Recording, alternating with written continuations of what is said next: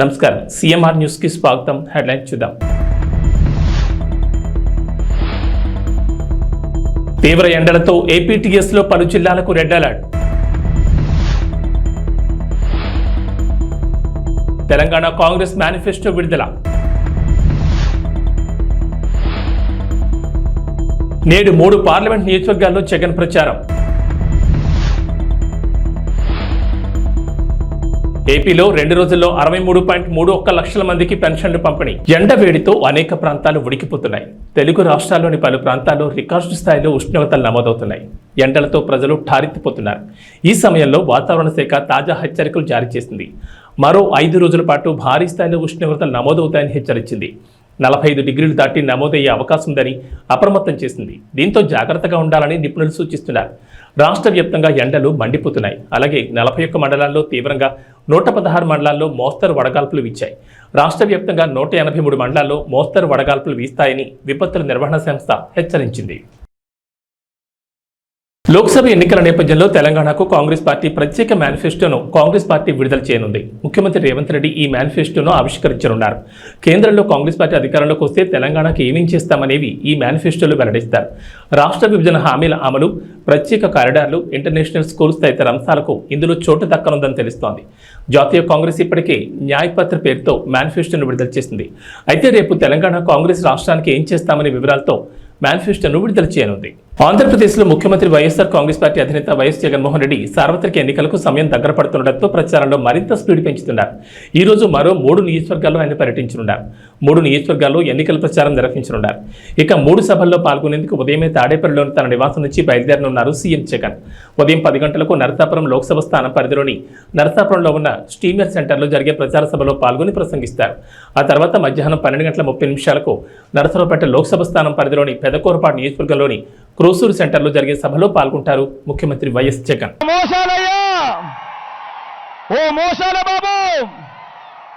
నువ్వు ఎలాంటి వాడివో, నీ కూటమి ఎలాంటిదో చెప్పడానికి ఒక్క పాంప్లెట్ సరిపోదా అని అడుగుతా ఉన్నాను. ఇది గుర్తుందా మీ అందరికీ? ఇది 2014లో ఇదే పెద్ద మంచి చంద్రబాబు నాయుడు గారు అప్పట్లో కూటమిగా ఇదే ముగ్గురితో కలిసి, ఇదే ముగ్గురి ఫోటోలతో ముఖ్యమైన హామీలు అనంటూ మీ ప్రతి ఇంటికి ఆయన సంతకం పెట్టి పంపించాడు. ఆ రోజు 2014లో 175కు 175 అసెంబ్లీ స్థానాలు,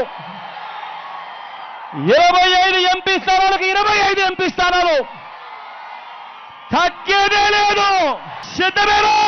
ఎన్నికల సమయంలో ఆంధ్రప్రదేశ్లో పెన్షన్ వ్యవహారం హాట్ టాపిక్ గా మారిపోయింది. గత నెలలో సచివాలయం దగ్గర వృద్ధులు, పెన్షన్దారులు పడిగాపులు పడాల్సినగా ఇక ఈ నెల చాలా మందికి బ్యాంకుల్లో నగదు జమ చేసింది ప్రభుత్వం.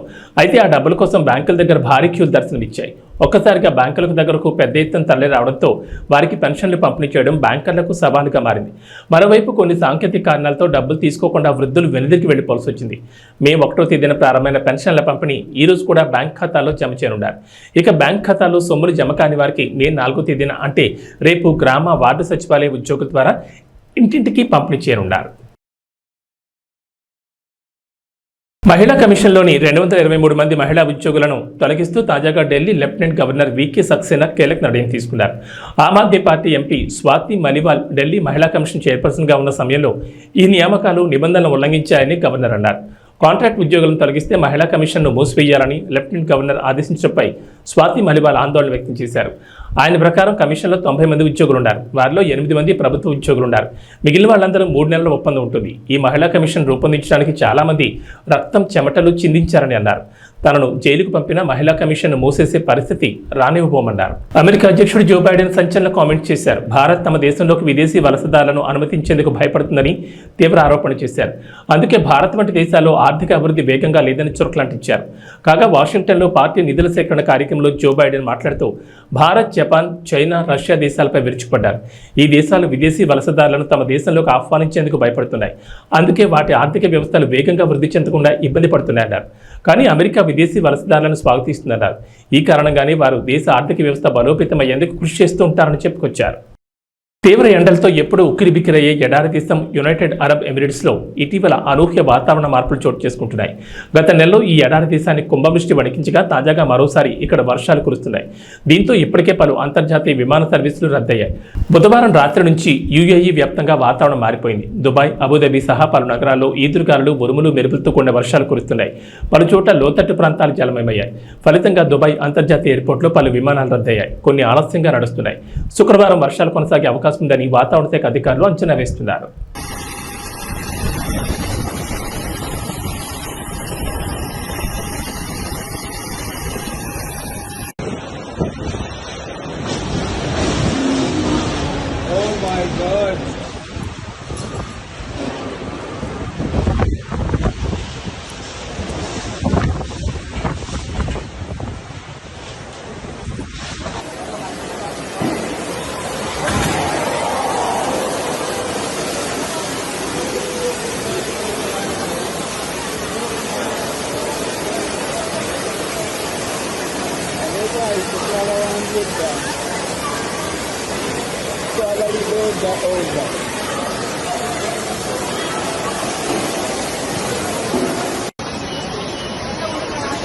ఐపీఎల్ 2024 సీజన్ అద్భుతంగా కొనసాగుతోంది. దాదాపు సగానికి పైగా మ్యాచ్లు అయిపోయాయి. ఇప్పుడు ప్లే ఆఫ్స్ ఆసక్తికరంగా మారుతున్నాయి.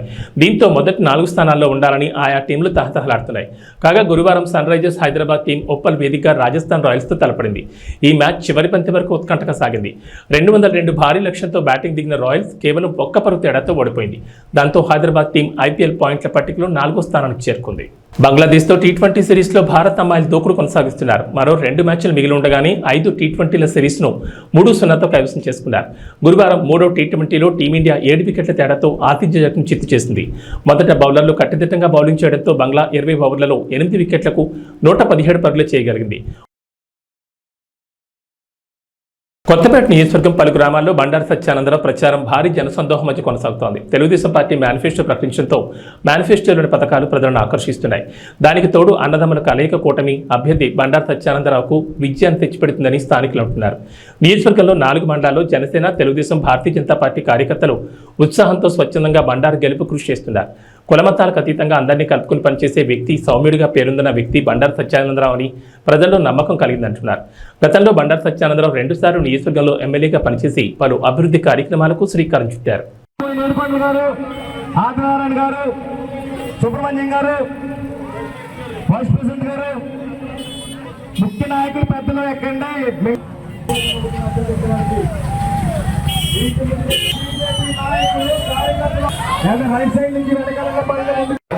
రోడ్లు కానీ, ఇళ్ల స్థలాలు కానీ, ఇల్లు కానీ, ట్రైన్లు కానీ, ఇటువంటి అన్ని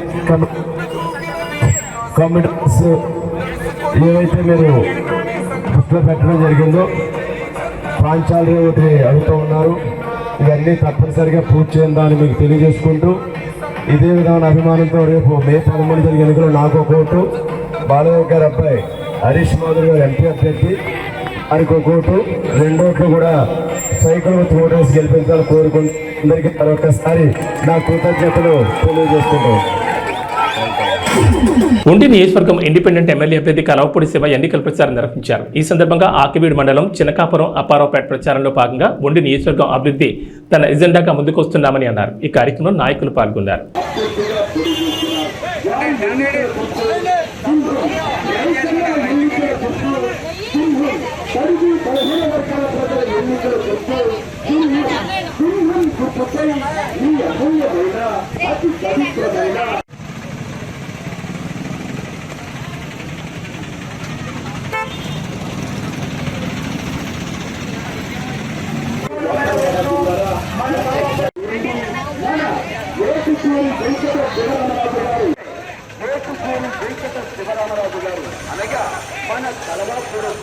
ముద్రగడ పద్మనాభం వ్యవహార శైలిని కూతురు క్రాంతి వ్యతిరేకించారు. కేవలం పవన్ కళ్యాణ్ తిట్టడానికే ముద్రగడని జగన్ వాడుతున్నారని ఆవేదన వ్యక్తం చేశారు.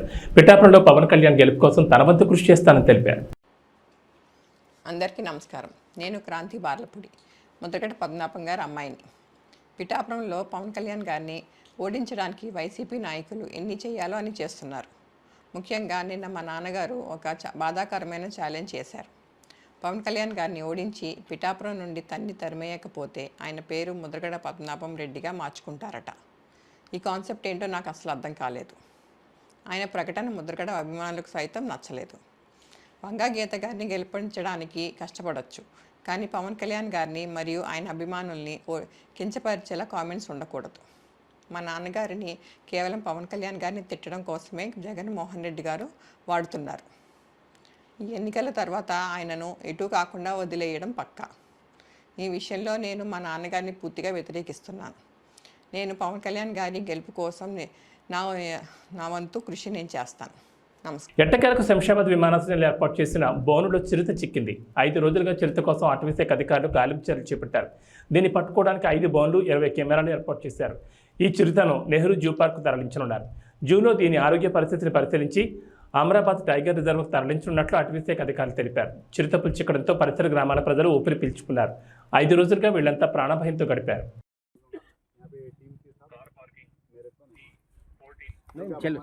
चलो sir, we will move. Come. Thank you.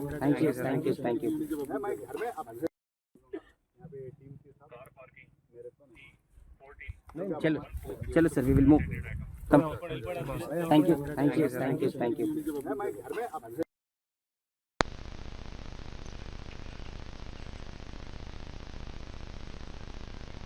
కులం లేదని, మతం లేదని, గ్రామాల్లో శాంతి కావాలి, అభివృద్ధి చెందాలి, సుభిక్షంగా ఉండాలి అన్నదే నా లక్ష్యమని మాజీ ఎమ్మెల్యే నల్లమిల్లి రామకృష్ణారెడ్డి అన్నారు. ఈ సందర్భంగా ఎన్నికల ప్రచారం నిర్వహించారు.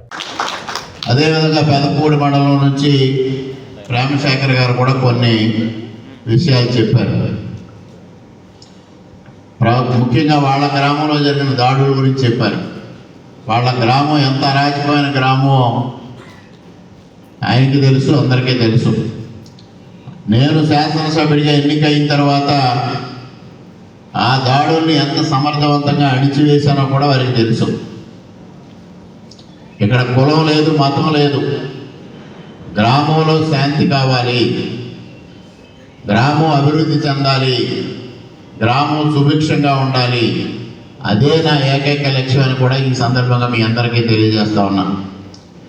అదేవిధంగా తప్పుడు అభిప్రాయాలు వస్త్రా ఉన్నాయి అనేది వారు చెప్పారు. అది ఖచ్చితంగా 100% జరుగుతూ ఉన్న వ్యవహారం. అదే కొన్ని విషయాల్లో అపోహలు సృష్టించి తద్వారా వ్యక్తులను విడదీయాలని, వ్యవస్థలను విడదీయాలని, కులాల మధ్య, మతాల మధ్య విభేదాలు రెచ్చగొట్టాలని కొంతమంది ప్రయత్నం చేస్తూ ఉంటారు. దాన్ని మీరెవ్వరూ పట్టించుకోవద్దు అనేది కూడా ఈ సందర్భంగా మా గత చరిత్ర చూశారు. మా తండ్రి గారు ఏ విధంగా పనిచేశారో, నేను ఏ విధంగా పనిచేశానో మీ అందరికీ తెలుసు. అదేవిధంగా తెలుగుదేశం పార్టీ, భారతీయ జనతా పార్టీ పొత్తు ఉన్నప్పటికీ కూడా రాష్ట్రంలో ఏ విధంగా నందమూరి తారక రామారావు గారి పరిపాలన చేశారో, చంద్రబాబు నాయుడు గారి పరిపాలన చేశారో కూడా మీకు చరిత్ర ఉంది. ఆ చరిత్ర ఆధారంగా మాత్రమే నేను ఇవాళ మీ ముందుకు వచ్చి ఇవి అభిప్రాయాలు వ్యక్తం చేయడం జరుగుతూ ఉంది. అదేవిధంగా మండల కేంద్రాల్లో క్రిస్టియన్స్కి కమ్యూనిటీ హాల్స్ కావాలనేది వారు కోరారు. అది బెక్కవోలుకు సంబంధించి ఆ రోజు ప్రయత్నం చేశాం. చివరికి వచ్చేపాటికి అక్కడ ఉన్నది ఒక భవనాన్ని దాన్ని పూర్తిగా రెనోవేట్ చేసి అది ఇవ్వడానికి అంతా రెడీ చేసిన సందర్భంలో ప్రభుత్వం మారడం, అది మరుగున పడిపోవడం కూడా జరిగింది. తప్పనిసరిగా రేపు రాబోయే ప్రభుత్వంలో, ఎన్డీఏ ప్రభుత్వంలో తప్పనిసరిగా మండల కేంద్రాల్లో క్రిస్టియన్స్కి కమ్యూనిటీ హాల్స్ నిర్మాణానికి తప్పనిసరిగా కృషి చేస్తానని కూడా ఈ సందర్భంగా మీ అందరికీ హామీ ఇస్తా ఉన్నాను. అదేవిధంగా పాస్టర్స్కి పక్కా ఇల్లు నిర్మాణం గురించి కూడా వారు ప్రస్తావించడం జరిగింది. ఆ సమస్య ఎందుకంటే పక్కా ఇల్లు అనేది బడుగు బలహీన వర్గాల వారికి అందరికీ ఇచ్చేదే. దాంట్లో తప్పనిసరిగా పాస్టర్స్ని కన్సిడరేషన్ తీసుకుని మరి ఏదైతే ఇవాళ ఇక్కడ ఒక సంఘంగా పెద్దలందరూ వేదిక మీద ఉన్నారు, వీళ్ళందరి సలహా సూచనల మేరకు ఎవరెవరు అర్హులు ఉన్నారో అందరికీ పక్కా ఇళ్ళు కేటాయించడానికి నాకు ఎటువంటి అభ్యంతరం లేదు. దానికి తప్పనిసరిగా కృషి చేస్తానని కూడా ఈ సందర్భంగా తెలియజేస్తా ఉన్నాను. ఇంకొక ప్రధానమైన అంశం వారు లేవనెత్తింది కోఆప్షన్ పదవులు. కోఆప్షన్ పదవులు ఏవైతే ఉన్నాయో అవి అసలైన మైనారిటీలకు కాకుండా తప్పుడు సర్టిఫికెట్లు తెచ్చుకున్న వాళ్ళకి ఆ పదవులు వస్తూ ఉన్నాయి. ఆ విధంగా కాకుండా అరువులకు మాత్రమే కేటాయించాలనేది అది చాలా సమంజసమైన డిమాండ్. అది తప్పనిసరిగా అది ఆ విధంగానే ముందుకు వెళతామని కూడా ఈ సందర్భంగా మీ అందరికీ స్పష్టంగా నేను హామీస్తూ ఉన్నాను. ఇక అబ్రహం గారు కూడా కమ్యూనిటీ హాల్స్ గురించే చెప్పారు, అది తప్పనిసరిగా చేస్తాం. అదేవిధంగా రంగంపేట మండలం నుంచి ఏలియా గారు మరి వాళ్ళ కొన్ని ఆయనకున్న ప్రత్యేకమైన పరిస్థితులు, ఆయనకున్న ఆర్థిక ఇబ్బందులు చెప్పారు. మరి వాళ్ళ తండ్రి గారు దావీద్ గారి దగ్గర నుంచి తెలుగుదేశం పార్టీతో సుదీర్ఘమైన అనుబంధం ఉన్న కుటుంబం అది. అదేవిధంగా వారికి మరి పెదరాయవరంలో చర్చికి నేను నిధులు మంజూరు చేయడం కూడా జరిగింది. అదేవిధంగా వారి జీతాల గురించి ప్రస్తావించారు. ఇది తప్పనిసరిగా తెలుగుదేశం పార్టీ ఒక నిర్ణయం తీసుకుంది. ప్రతి నెల 5,000 రూపాయలు జీతాలు ఇవ్వాలనేది నిర్ణయం తీసుకుంది. వారు చెప్పారు దాన్ని మేనిఫెస్టోలో పెట్టలేదని. ఇది వచ్చిందంతా డీటెయిల్డ్ మేనిఫెస్టో కాదు, ప్రధానమైన అంశాలు మాత్రమే తెలియజెప్పడం జరిగింది. దాంట్లో కూడా సూపర్ 6లో కూడా పాస్టర్ని గుర్తించడం, వారికి తగిన జీతాలు ఏర్పాటు చేయడం అనేది కూడా సూపర్ 6లో ఆ కార్యక్రమం కూడా ప్రకటించారు. అదేవిధంగా పెన్షన్లకు సంబంధించి బీసీలకి 50 సంవత్సరాలు అన్నారు, అది దళితులకు కూడా వర్తిస్తుంది అనేది ఈ సందర్భంగా మీ అందరికీ సవినయంగా తెలియజేసుకుంటూ ఉన్నా. ఇక ఎవరైతే ఇక్కడ రెచ్చగొడుతున్న వ్యక్తులు ఉన్నారో, రామకృష్ణారెడ్డి బీజేపీకి వెళ్ళాడు అందువల్ల ఇబ్బందులు వస్తాయేమో అని మాట్లాడే వ్యక్తులు చరిత్ర ఒక్కసారి చూడండి, నా చరిత్ర చూడండి, మీ అందరికీ తెలిసిందే. ఇది పారదర్శకంగా ఉన్నదే ఇదంతా. ఇక్కడ ఈ నియోజకవర్గంలో తూర్పుగోదావరి జిల్లాలో పోలీసులు భారీగా నగదును సీజ్ చేశారు. గోపాలపురం మండలం జగన్నాథపురం గ్రామ శివారులోని అంతర్జిల్లాల చెక్పోస్ట్ వద్ద తనిఖీలు నిర్వహించారు. ఈ క్రమంలో హైదరాబాద్ నుంచి విశాఖపట్నం వెళ్తున్న ప్రైవేట్ ట్రావెల్స్ బస్సులో తరలిస్తున్న 2.40 కోట్ల నగదును పోలీసులు గుర్తించారు. దానికి సంబంధించి ఎలాంటి ఆధారాలు లేకపోవడంతో సీజ్ చేసినట్లు దేవరపల్లి సర్కిల్ సిఐ బాలసురేష్ బాబు తెలిపారు.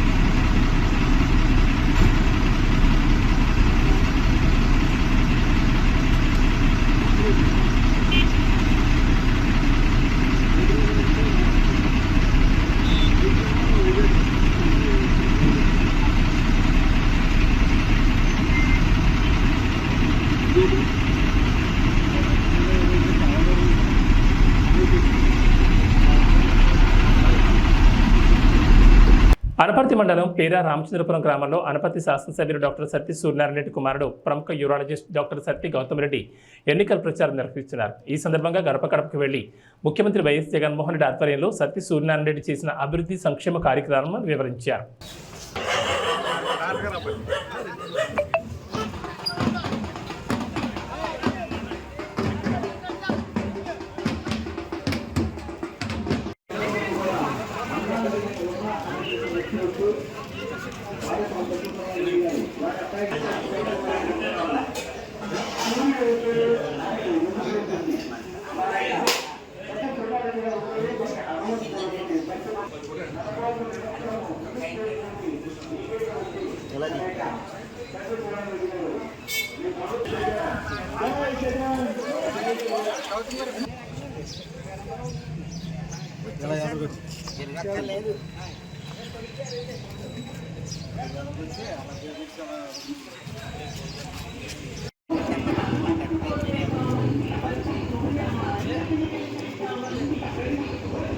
అనపర్తి మండలం దొప్పలపూడి గ్రామంలో అనపర్తి ఎమ్మెల్యే డాక్టర్ సత్తి సూర్యనారాయణ రెడ్డి మరియు సతీమణి ఆదిలక్ష్మి ఎన్నికల ప్రచారం నిర్వహించారు.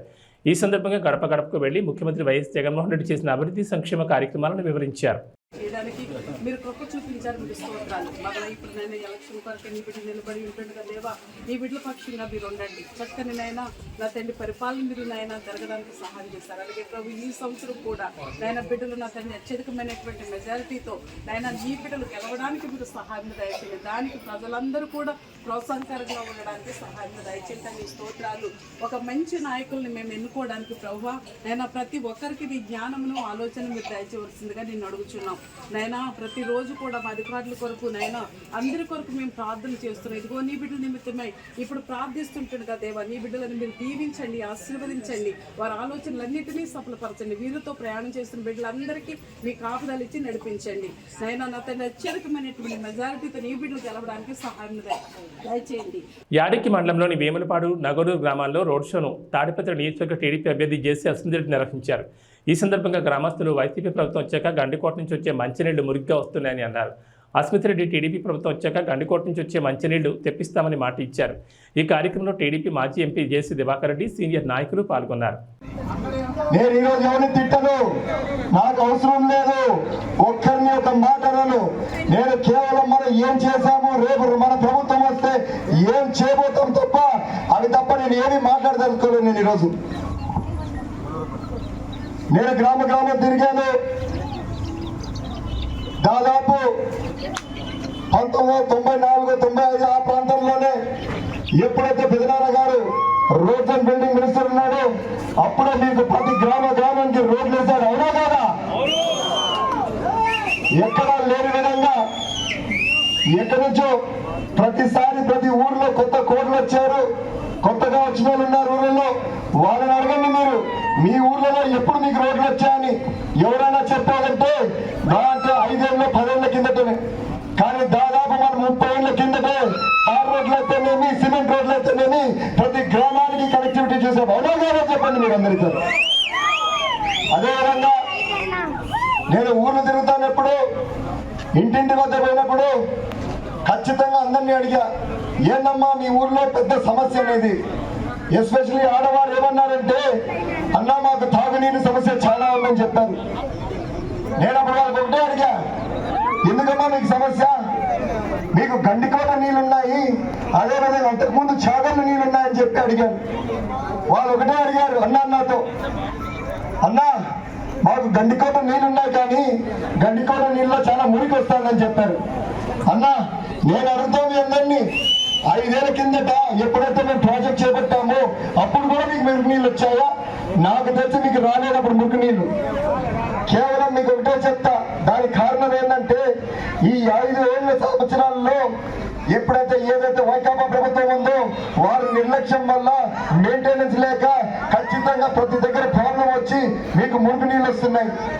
నేను ఈ సభాముఖంగా మీ అందరికీ ఏం తెలియజేస్తానంటే, రాబోయే కాలంలో ఎప్పుడైతే మీరు తెలుగుదేశం ప్రభుత్వం ఎన్నుకుంటారో ఆ రోజు నుంచి మీకు మంచి నీళ్ళు వచ్చేటట్టుగా చేస్తాను. ఈ సభాముఖంగా మీ అందరికీ తెలియజేస్తున్నాను. అదేవిధంగా చాలా మంది నా దగ్గరకు వచ్చారు, అలా గండికోట నీళ్ళు మురికిగా ఉన్నాయి, మాకు గండికోట నీళ్ళు వద్దు, మాకు అంతకుముందు చాగళ్ళ పైప్ లైన్ ఉంది, ఆ నీళ్ళు ఇప్పమని చెప్పి. నేను ఒకటే చెప్తున్నా మీ అందరికీ, అన్నా నేను గండికోట నీళ్ళన్నా బాగా చేస్తాను, మీకు చాగళ్ళ నీళ్ళన్నా ఇస్తాను. ఏదో ఒకటైతే ఖచ్చితంగా నేను ఈ సభాముఖంగా మీ అందరికి చేస్తాను తెలియజేస్తున్నానన్నా. అదేవిధంగా ముఖ్యంగా నాకు ఏం చెప్పారంటే, ఎస్సీ కాలనీలో ఒక రోడ్డు సమస్య ఉంది పెద్దది ఎప్పటి నుంచో. అన్నా ఈ రోడ్డు సమస్య ఏదో కొత్తగా కాదు, 2018, 19 ప్రాంతాల్లో ఎప్పుడైతే మన ప్రభుత్వం ఉండదో అప్పుడే నా దృష్టికి తీసుకొచ్చారు. కానీ ఒక చిన్న సమస్య వల్ల ఆ రోడ్డు చేపట్టలేకపోయినాం. కానీ ప్రస్తుతం నమస్కారం.